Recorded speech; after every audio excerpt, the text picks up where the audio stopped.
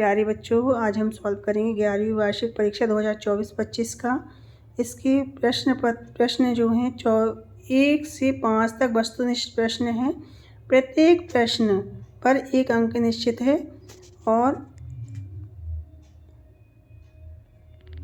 जो 1 अंक के प्रश्न हैं उसमें कहाँ त्रुटि हुई है आप ध्यान दीजिएगा।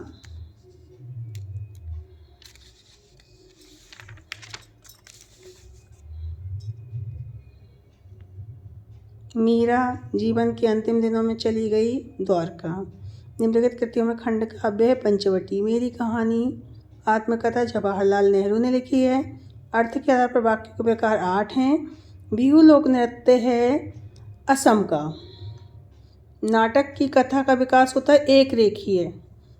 रिक्त स्थान की पूर्ति करेंगे। अब रिक्त स्थान प्रश्न क्रमांक 2। तो यहाँ पर रिक्त स्थान में लिखा है कि खालिस्तान को कविता का गांधी भी कहा गया है, तो भवानी प्रसाद मिश्र जी को। गज़ल के शेरों में क्या होना जरूरी नहीं है, मिजाज के निर्वाह। धनराम खालिस्तान दर्जे तक ही स्कूल का मुँह देख पाया था, 30 दर्जे तक। मुहावरों में खालिस्तान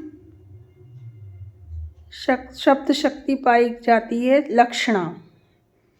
उड़ीसा के पटचित्र कथा में जयदेव के खालिस्तान को उकेरा गया गीत गोविंद को।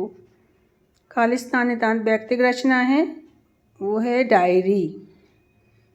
अब हम देखेंगे निम्नलिखित प्रश्न कथनों के समक्ष सत्य असत्य लिखना है आपको। तो आपने लिखे होंगे, अब आप ये देखिए कहाँ कौन सा आपका सही गया कौन सा गलत। एक कंठ विस्फायक हिंदी का गीति नाट्य है, सत्य है। विभाव रस का अंग होता है, सत्य है। एकांकी में एक ही रस होता है, सत्य है। चाय बाय समानार्थी शब्दयुग्म का उदाहरण है, असत्य है। द्रुतलय के गाने लता ने बड़ी उत्कटता से गाए हैं, सत्य है। हिंदी वर्णमाला में संयुक्त अक्षर वर्णमाला के अंत में आते हैं, सत्य है। अब हम यहाँ सही जोड़ी का मिलान कर लिखेंगे। जो आप लिख कर आए हैं आप ध्यान देंगे। अवतार सिंह संधू साड़े समिया विच। ग्वाला का नाम सुंदर। महाकाव्य प्रिय प्रवास। चुन्नीवाला देवी इंदिरा ठाकुरन। क्षेत्रीय शब्द अंगोछा। बेबी हालदार जम्मू कश्मीर।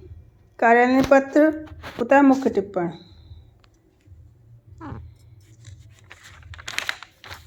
प्रश्न 5 देखेंगे आप। आपने क्या लिखा है याद रखिएगा।